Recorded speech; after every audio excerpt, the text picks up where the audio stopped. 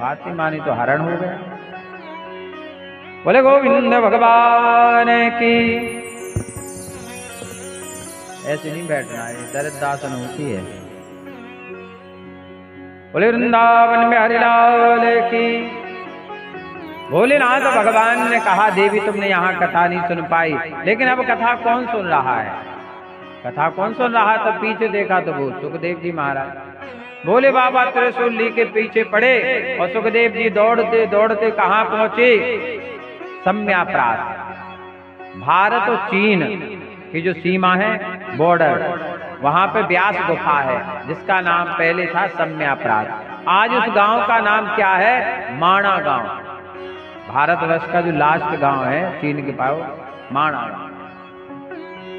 व्यास जी की पत्नी पिंगला देवी के गर्भ में सुखदेव महाराज जी ने प्रवेश किया और पिंगला देवी के गर्भ से सुखदेव महाराज का जन्म हुआ। बोले सुखदेव जी महाराज की। और जन्म लेते यम प्रव्रजंतम अनुपेतमपेत कृत्यम द्विपायनो विरह कातर आजुहावा पुत्रेति तन्मयतया तरवो विनेदुम स्तम सर्वभूत हृदयम मुनिमान दोषमी। वन की ओर चले गए सुखदेव महाराज। आज व्यास जी महाराज असंतुष्ट बैठे हुए। व्यास जी महाराज कहते हैं, नारद जी मैंने कई पुराण लिखे हैं पर मुझे शांति नहीं मिली महाराज। कई लोग कहते हैं टेंशन है, उनसे पूछे क्या टेंशन है? बोले पता नहीं है। टेंशन है पर पता नहीं। आज का व्यक्ति 99% टेंशन में है, 1% व्यक्ति सुखी है। कबीरा सब जग निर्धना ओ धनवंता नहीं कोई, ओ धनवंता सोई जानिए जाके राम नाम धन हो। राम रमैया गाए जा, राम से लगन लगाए जा। राम रमैया गाए जा, राम से लगन लगाए जा। राम ही तारे राम उबारे, राम नाम दोहराए जा। राम रमैया गाए जा, राम से लगन लगाए जा। राम रमैया गाए जा, राम से लगन लगाए जा। आलिंग से सेवा करते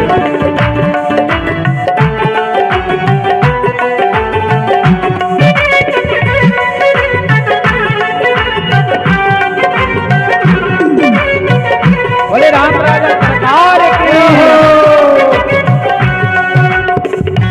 बढ़िया सुंदर दरबार है राम दरबार।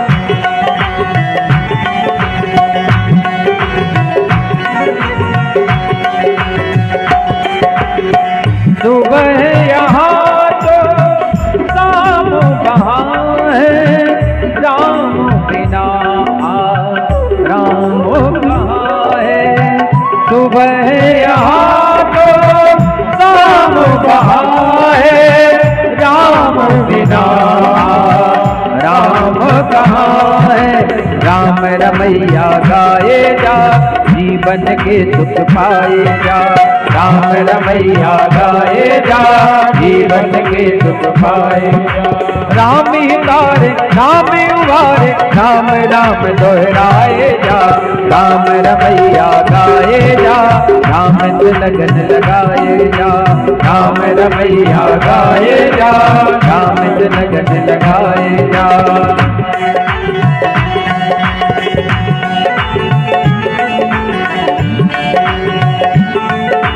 बोले राम राजा सरकार की। लालू की सेवा जरूर करना है महाराज।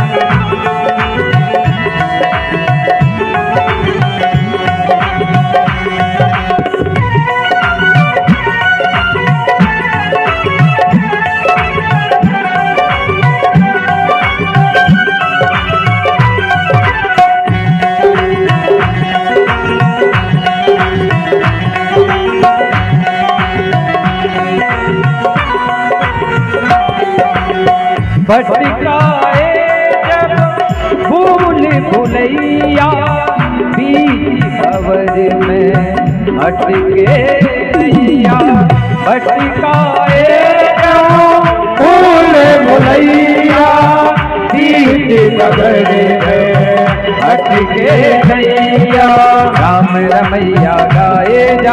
हर उलझन सुलझाए जा, राम रमैया गाए जा, हर उलझन सुलझाए जा।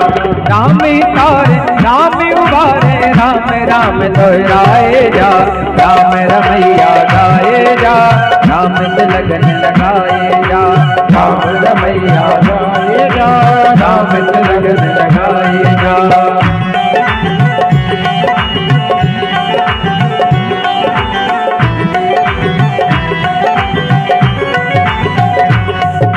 श्री राधे बोले कुंडेश्वर भगवान की।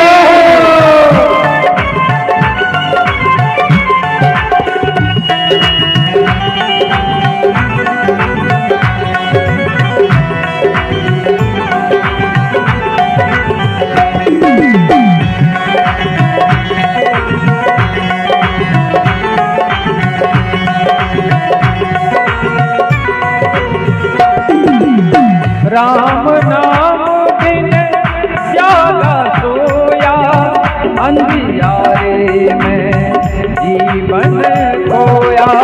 राम नाम बिन जागा सोया, अंधियारे में जीवन खोया।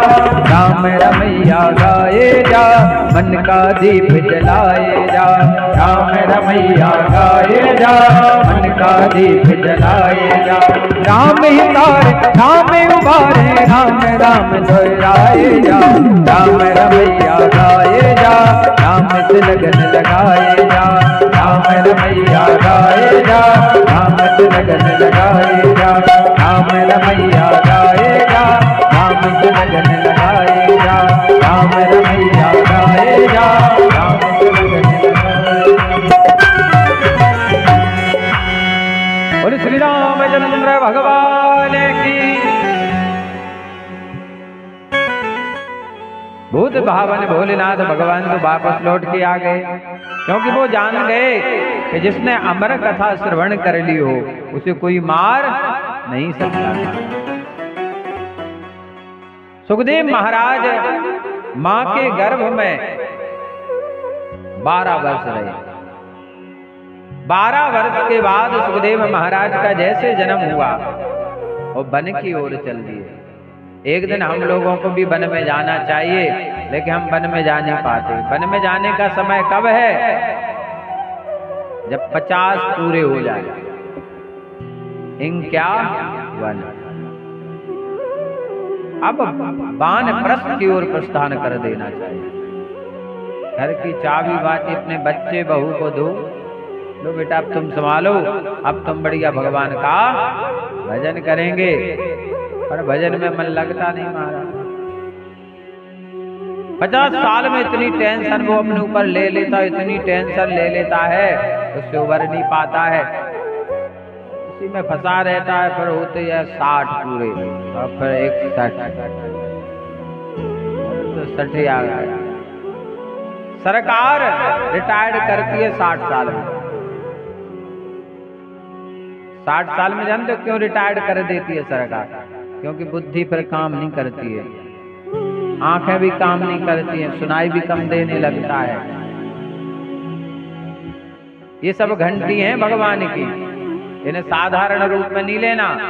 यदि आंख से कम दिखने लगा है, कानों से कम सुनाई देने लगा है, बाल सफेद हो गए, दांत टूट गए, तो समझ लो कि अब भजन प्रारंभ कर दो महाराज। अब भजन प्रारंभ कर दो, संभल जाओ।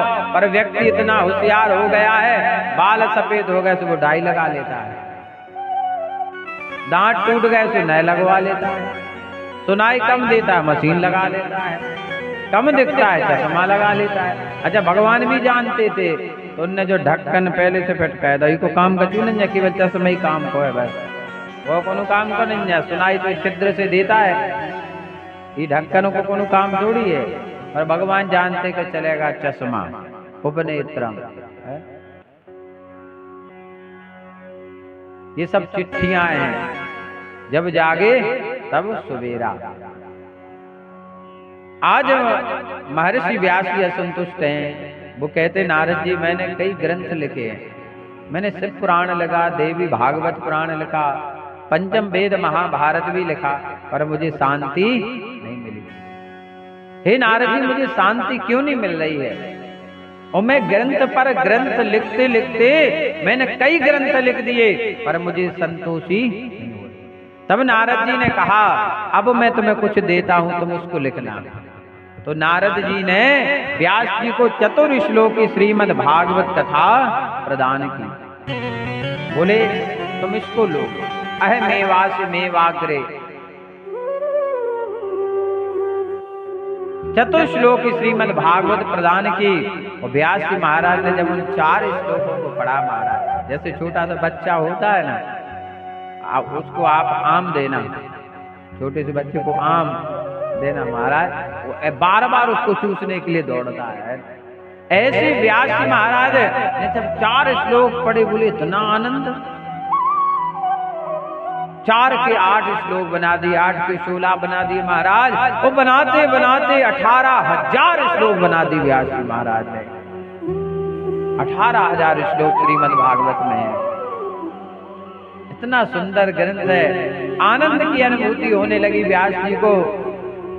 कितना सुंदर ग्रंथ है, जिसमें भगवान ही भगवान की कथा विराजमान है, जिसमें भगवान के 24 अवतार हैं। भगवान ने जो जो लीलाएं की हैं, जो 18 प्राणों का रस है, निचोड़ है, वो श्रीमद् भागवत। इसमें ना तो गुठली है, ना छिलका है, इसे कोई भी पी सकता है, चाहे बूढ़ा हो, चाहे जवान हो, चाहे बालक हो, चाहे किसी भी जाति का हो, किसी भी वर्ण का हो, धनवान हो, निर्धन हो, रोगी हो, सब इसको सुन सकते हैं महाराज। बोले गोविंद भगवान की। जैसे कहते हैं, एक होती है रामायण और एक होती है रामचरितमानस। रामायण और रामचरितमानस में अंतर है। अयन माने होता है भगवान का भवन, और मानस माने होता है सरोवर। भगवान के मंदिर में जाने के लिए नियम जरूरी है कि आपको स्नान करना पड़ेगा, पर सरोवर में बिना स्नान के भी जा सकते, उसमें स्नान करने के लिए जाना पड़ता है। तो श्रीमद् भागवत मानस है महाराज, ये सरोवर है महाराज। इसमें जितने आप डूबोगे पानी के अंदर गहराई में, जितने जाओगे उतना ही आपको रस की अनुभूति होगी, उतना आनंद आएगा। मुँह रहो रसिका डूबी भाव का महाराज, डूब जाओगे महाराज।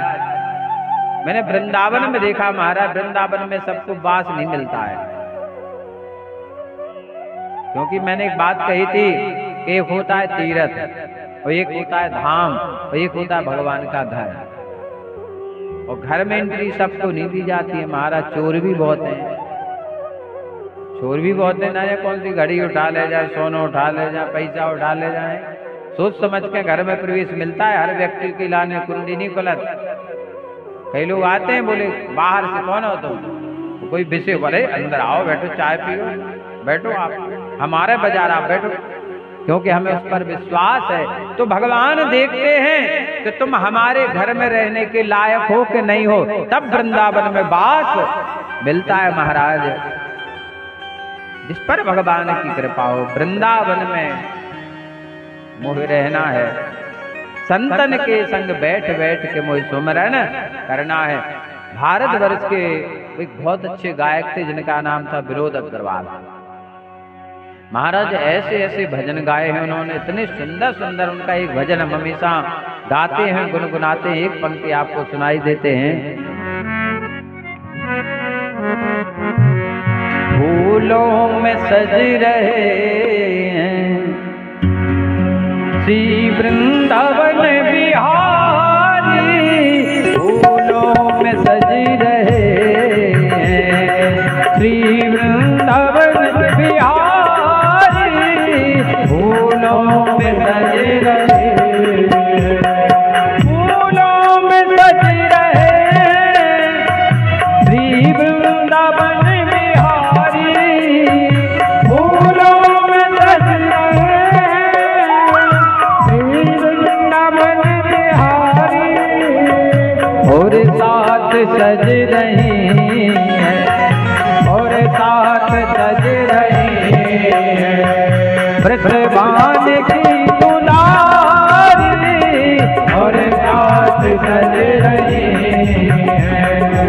ब्रजभान की दुलारी फूलों में सज रहे हैं।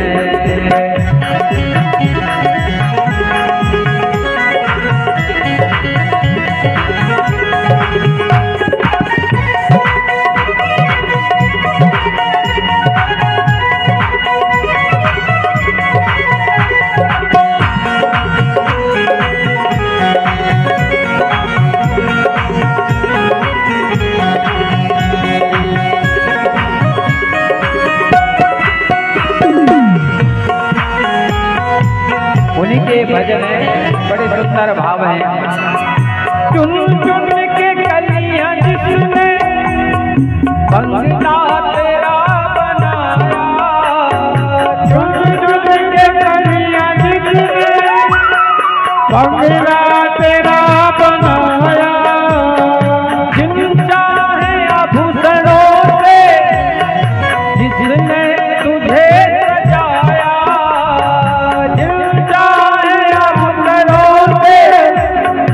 जिसने तुझे सजाया, उन हाथों पे मैं सच के वो सच के, उन हाथों पे मैं सच के, उन हाथों पे मैं मारी फूलों में सज रहे हैं। वृंदावन बिहारी फूलों में सज रहे हैं। वृंदावन बिहारी फूलों में सज रहे। भजन तो बहुत बड़ा है, पर एक भाव प्रकट है कि भगवान के धाम में निवास। ये बहुत बड़े धनाढ्य थे, इनकी कपड़ों की फैक्ट्री थी विनोद अग्रवाल जी की,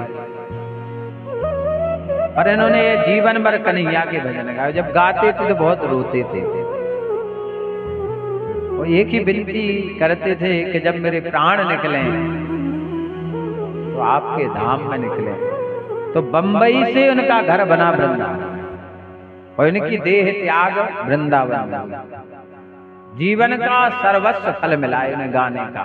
न तप किया न योग किया महाराज, केवल भजन गाए। हमने भी कहा था इस श्लोक में, यत् फलम नास्ति तपसा न योगेन समाधिना तत्फलम लभते सकलौ केशव कीर्तना। कीर्तन गाते गाते गाते भगवान ने स्वीकार कर लिया, और नवदा भक्ति में कीर्तन भी आता। श्रवणम कीर्तनम विष्णु स्मरणम पाद सेवनम अर्चनम वंदनम दास्यम सख्यम आत्म निवेदनम। दूसरी भक्ति है नवदा भक्ति में कीर्तन मार्ग। पहली भक्ति श्रवण कथा सुनो, दूसरी कीर्तन। तो भगवान के धाम में निवास सबको नहीं मिलता। जब बिहारी जी चाहें और वो एंट्री दें आपको, तब वहां पर निवास। बोले गोविंद भगवान। आज व्यास जी महाराज को बड़ा आनंद आया। अब विचार करने लगी कथा में किसे दूं। आज के समय में श्रीमद् भागवत को लोगों ने धन कमाने का साधन बना लिया। महाराज 10-20 श्लोक याद करा दिए तो कथा वाचक। कई तो विद्यालय खुल गए वृंदावन में महाराज। जाति पाति का कोई भी विभाग नहीं, कोई भी कथा कहते हैं कथावाचक बन जाओ।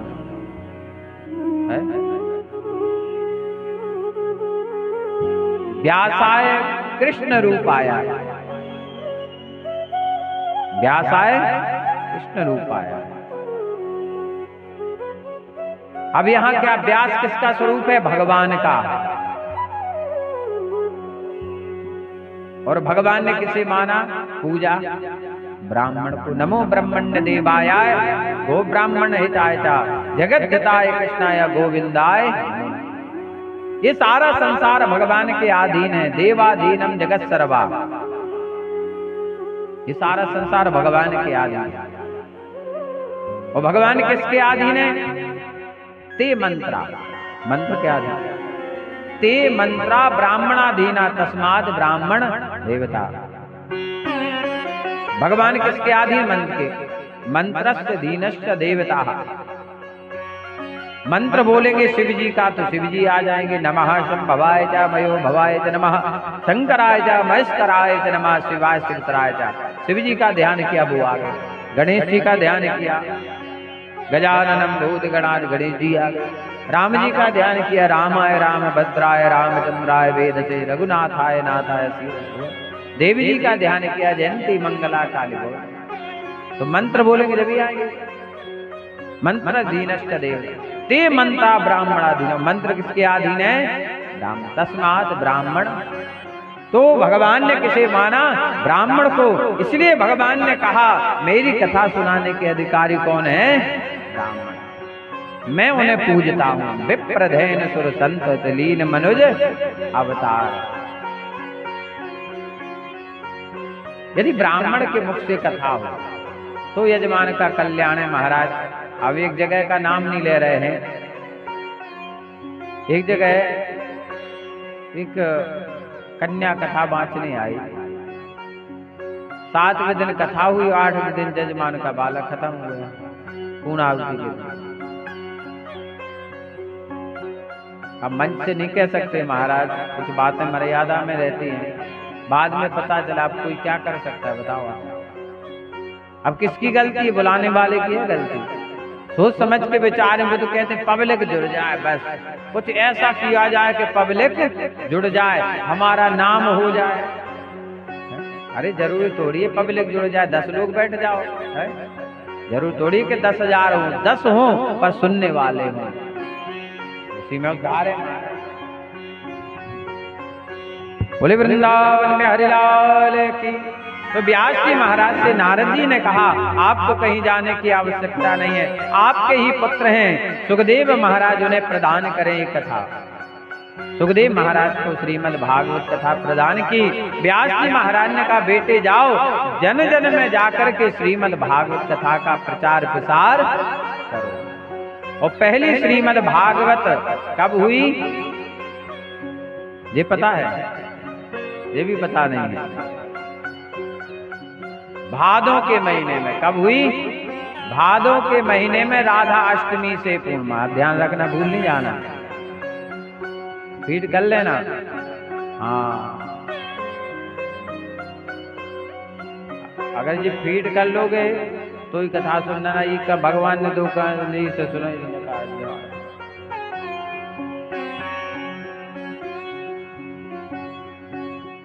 अब सुखदेव महाराज राजा परीक्षित को कथा क्यों सुनाई?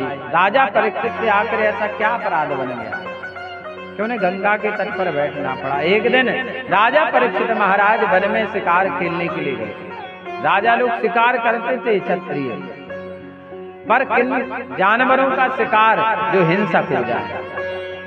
भगवान ने मारा लोगों को, पर किन को मारा?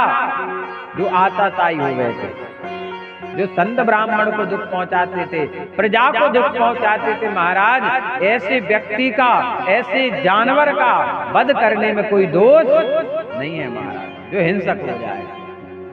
तो राजा परीक्षित महाराज निकले जंगल में कि देखते हैं ऐसे कौन कौन जानवर हैं जो गांव में जाकर लोगों को खा जाते हैं। कलयुग प्रारंभ हो चुका था महाराज। राजा परीक्षित रथ पर सवार हैं, जा रहे हैं। अब इन्होंने क्या देखा? सबसे पहले एक अद्भुत दृश्य ने दिखाई दिया कि एक कुआं 5 कुओं को भर रहा है, पर 5 कुएं एक कुआं नहीं भर पा रहे हैं। बोले ये क्या? ये 5 कुआं एक कुआं नहीं भर पाए, एक कुआं 5 को भर देता। बोले ये क्या है? बोले कलयुग में एक पिता 5 बालकों का पालन पोषण कर देगा, और 5 बालक मिलकर के एक पिता का पेट नहीं भर पाएंगे। महाराज यदि घर में माता पिता की सेवा होती तो आज भारतवर्ष में एक भी वृद्ध आश्रम नहीं होता महाराज। और जिस घर में माता पिता दुखी होते हैं वो संतान कभी जीवन में सुख नहीं भोग सकती महाराज। कितना भी धन कमा ले, सब कुछ कर ले, और उसे भी दुख भोगना पड़ेगा, वो सुखी नहीं रहेगी। जैसा खेत में बीज बोगे वैसा ही काटना पड़ेगा। क्योंकि शिव पुराण में हमने पढ़ा है महाराज कि माता पिता के रहते हुए कभी तीर्थ नहीं करना चाहिए। और माता पिता घर में बैठे, अब बद्रीनाथ केदारनाथ महाराज कहाँ जा रहे, और माता पिता घर। अरे साक्षात तुम्हारे तीर्थ माता पिता हैं। गणेश जी ने माता पिता की परिक्रमा की कि नहीं? जे तीर्थानि प्रचरन्ति त्रिकाहस्तानि खंगिणः तेघा गुण सहस्रयो जने वदनवा निधर्मसी। और प्रथम पूज्य बन गए गणेश जी महाराज। लेकिन लोगों की समझ में नहीं आता है महाराज। भगवान प्रातः काल उठकर क्या करते हैं?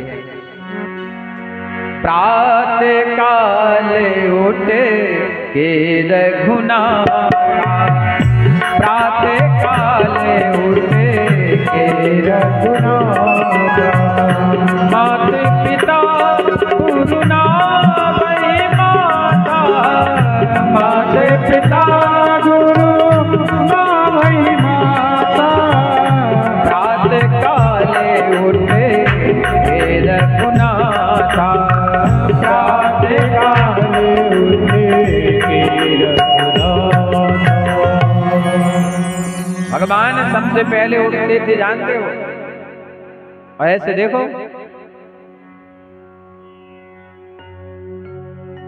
आंखों पर उंगली रख के पहले हम अपने माता पिता के दर्शन करेंगे। मां, फिर इसके बाद गुरु, फिर तीसरे नंबर पे भगवान। और आज के बच्चों को लज्जा आती है पिताजी के पांव पड़ने में, माँ के पांव पड़ने में। बोले इंसल्ट हो जाएगी। जीजा जी आ जाए, फूफा जी आ जाए, पहले नंबर पांव पड़ने जीजा जी। कभी आप नज्जे बुलाओ उन्हें भाव तो वही पाँव है घट जुआ उन्हें डालना। एक जीजा जी थे, बोले महाराज एक बात बताएं। बोले महाराज एक दिन हमें मरने का एहसास हुआ। क्यों? बोले जब हम पहली बार ससुराल गए, बोले उस दिन हमें मरने का एहसास हुआ। बोले क्यों? बोले सब लोग हमसे कह रहे थे ससुराल में जीजा जीजा का हम मरे हते का है?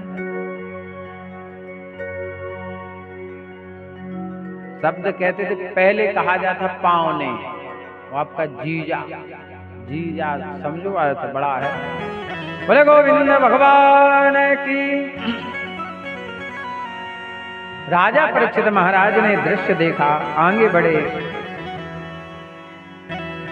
तो क्या देखते हैं कि गाय अपनी बछड़ी का दूध पी रही। बोले जी तो बछड़ी गाय का पिए तो ठीक है बात, पर गाय बछड़ी। बोले कलयुग में ऐसे माता पिता होंगे कि जहां बेटी का विवाह करेंगे उसी के घर जाकर उसके धान को खाएंगे। पहले के लोग तो महाराज बेटी का घर तो ठीक है, गांव का पानी नहीं पीते थे, पानी घर से ले जाते थे। वो आजकल तो ना जाने किसने बता दिया, बेटियां भी कहती है कोई बात नहीं पिताजी आप तो खा लो, कोई दिक्कत पैसा दे दियो। बड़ा दोष लगता है महाराज। विवाह के पहले भी शास्त्रों में लिखा है कभी पत्नी के पैसे नहीं खाना चाहिए पति को, चाहे वो लाखों कमाए, कभी भी उसका पैसा नहीं खाना चाहिए, कभी बेटी का पैसा नहीं खाना चाहिए। इसका बड़ा दोष बताया गया महाराज। कभी गुरु का नहीं खाना चाहिए, ब्राह्मण का नहीं खाना चाहिए। ब्राह्मण का जो खाता है 60 वर्ष सहस्राणी वृष्टियां जायते क्रमी, 60,000 वर्ष की विष्ठा का कीड़ा बनना पड़ता है महाराज। कभी मंदिर का नहीं खाना चाहिए, मंदिर में चाय नहीं पीना चाहिए। और कई जन को आदत ही पई थी कि बोले 5 बजे भरत चाय बैठ के लाओ मैं भी दे दे। अरे पहले मंदिर की चाय पीने तो सेवा करो, झाड़ू लगा दो, पोंछा लगा दो, बर्तन साफ कर दो, फिर चाय पी लो, कोई दोष नहीं। और तुमने कुछ नहीं किया वो चाय पी गए तो फिर बहुत दोष है। किसी संत महात्मा के आश्रम पर जाओ तो पहले कुछ करो वहां सेवा, फिर खाओ, कोई दिक्कत नहीं है। हाँ, बेटी का धान्य कब खा सकते हैं आप? पद्म पुराण में लिखा है जब आप असहाय हो जाए, आपके हाथ पांव ना चले, आपका बेटा आपका त्याग कर दे, कोई सहारा ना हो, आप बेटी के पास रहो, बेटी निश्चय हो कि आपकी सेवा करे, कोई दिक्कत नहीं फिर खाने में। लेकिन जब तक हाथ पांव चल रहे हैं आप सही हो तब तक तो नहीं खाना चाहिए। ये सब प्रमाण है हमारे पास, ये सब झूठी बातें नहीं है। इतना मोटा ग्रंथ है।